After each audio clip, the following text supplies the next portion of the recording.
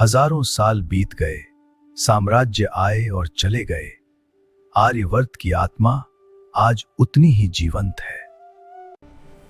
उत्तरम यत् समुद्रस्य हिमाद्रेश्चैव दक्षिणम वर्षम तद् भारतम नाम भारती यत्र संततिः। विष्णु पुराण का यह श्लोक भारतवर्ष की भौगोलिक और सांस्कृतिक पहचान का सबसे प्राचीन और सटीक प्रमाण माना जाता है। अर्थात जो समुद्र के उत्तर में स्थित है और जो हिमालय के दक्षिण में स्थित है, उस देश का नाम भारत है, जहां की संतानें भारती कहलाती हैं। इस मिट्टी की गहराई हमारे वेदों और उपनिषदों में है, वह ज्ञान जिसने विज्ञान से सदियों पहले ब्रह्मांड के रहस्यों को खोल दिया था। इसकी सुंदरता कालिदास की कविताओं और पत्थरों पर उकेरी गई हमारी कलाकृतियों के हर अंश में बसी है, और इसका वैभव उन महानायकों से है जिन्होंने इस धर्म भूमि की रक्षा के लिए अपना सर्वस्व न्योछावर कर दिया। ये केवल एक मानचित्र नहीं है, ये वह आर्यवर्त है जिसके कण कण में वीरता का इतिहास लिखा है। उत्तर में अडिग हिमालय से लेकर दक्षिण में गर्जते समुद्र तक इस भूमि ने सदियों से सत्य और धर्म को फलते फूलते देखा है। लेकिन समय का चक्र हमेशा एक सा नहीं रहता। एक दौर ऐसा भी आया जब विदेशी शक्तियों की काली छाया इस पावन धरती को निगलने के लिए आगे बढ़ी। यहीं से शुरू होता है उस महानायक का वृत्तांत, जिसने न केवल शकों को परास्त किया, बल्कि आने वाली हजारों सदियों के लिए भारतीय साहस का एक नया मानक स्थापित कर दिया। धर्म संकट में था और आर्यावर्त को एक ऐसे रक्षक की प्रतीक्षा थी जो शूरवीर भी हो और न्यायप्रिय भी।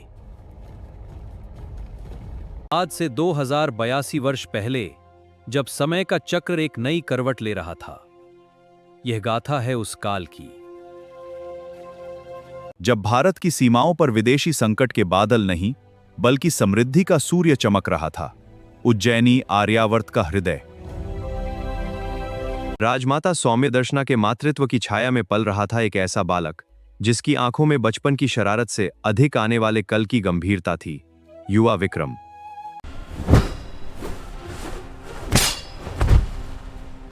राजा गर्दभिल जानते थे कि शांति केवल शस्त्रों की धार से ही सुरक्षित रहती है। राजा केवल मुकुट नहीं, अपनी प्रजा की ढाल होता है। परंतु नियति की क्रूर दृष्टि उज्जैनी पर पड़ चुकी थी। रेगिस्तान की धूल में छिपे शक आक्रमणकारी आर्यावर्त की आत्मा को कुचलने के लिए बढ़ रहे थे।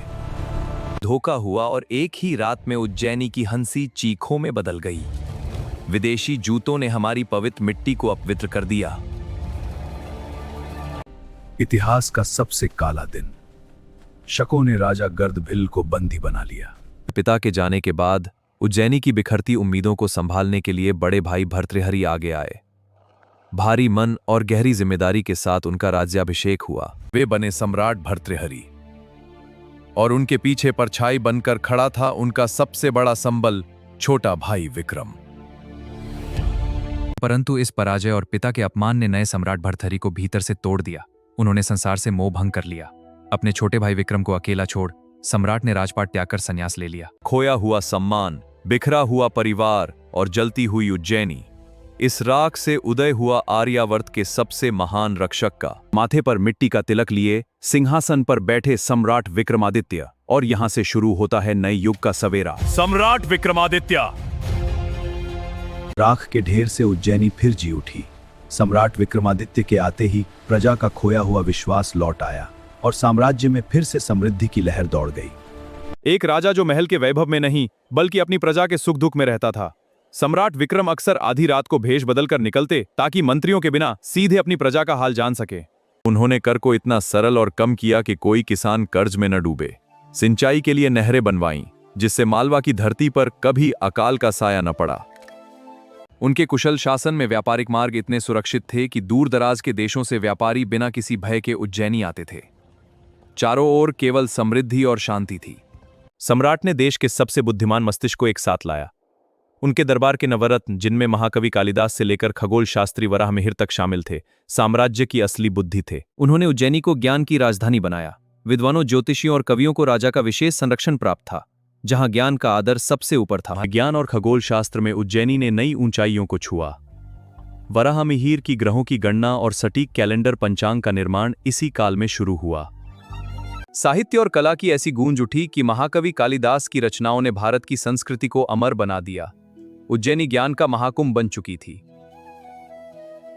परंतु इस असीम शक्ति और बुद्धि के बाद भी सम्राट का शीश केवल एक ही जगह झुकता था, महाकाल के चरणों में। वे स्वयं को राजा नहीं, महाकाल का सेवक मानते थे। दरबार के तीसरे रत्न थे आयुर्वेद के महान ज्ञाता आचार्य धन्वंतरी। उनकी दिव्य जड़ी बूटियों और चिकित्सा पद्धति ने उज्जैनी को केवल समृद्ध ही नहीं बल्कि पूरी तरह निरोगी और स्वस्थ भी बनाए रखा। विक्रम के दरबार के दरवाजे हर किसी के लिए हमेशा खुले थे। उनके न्याय की तराजू इतनी सटीक थी कि एक अमीर व्यापारी और एक निर्धन मजदूर दोनों को बराबर का अधिकार मिलता था। विक्रम के राज्य में सुरक्षा केवल एक कानून नहीं, एक संस्कार था। महिलाएं, व्यापारी और बच्चे आधी रात को भी साम्राज्य की सीमाओं में पूरी तरह सुरक्षित थे। परंतु इस असीम समृद्धि के बीच उज्जैनी की सुख शांति पर एक रहस्यमयी तांत्रिक की नजर थी। वह हर रोज सम्राट को एक फल भेंट करता, जिसके भीतर छुपा था महाकाल की नगरी का सबसे बड़ा रहस्य। एक दिन जब वह फल टूटा तो उसमें से निकला एक बहुमूल्य लाल हीरा। राजा समझ गए कि यह कोई साधारण तांत्रिक नहीं बल्कि किसी बड़े उद्देश्य से आया है।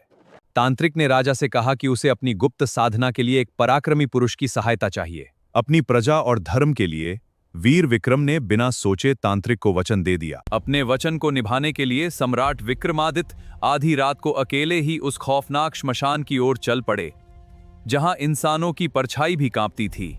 वहां पेड़ पर लटका था प्रेतराज बेताल। जैसे ही विक्रम ने उसे अपने कंधे पर उठाया, बेताल ने एक शर्त रखी। बेताल, चलो मेरे साथ। ठीक है राजा विक्रम, लेकिन एक शर्त है। अगर तुम रास्ते में कुछ भी बोले विक्रम, तो मैं वापस पेड़ पर जा लटकूंगा।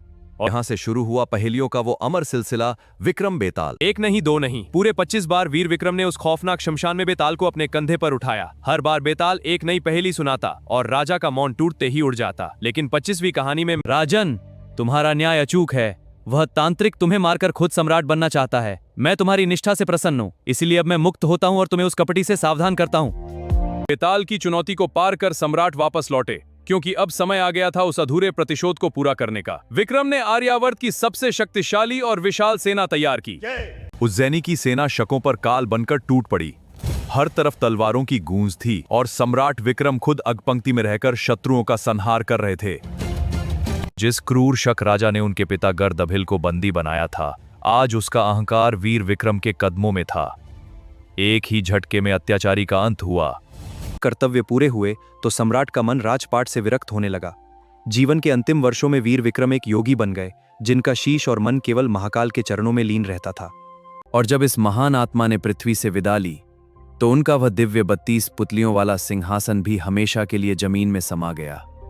राजा चले गए, सिंहासन ओझल हो गया, लेकिन उनकी न्यायप्रियता और विक्रम संवत का इतिहास आज भी अमर है।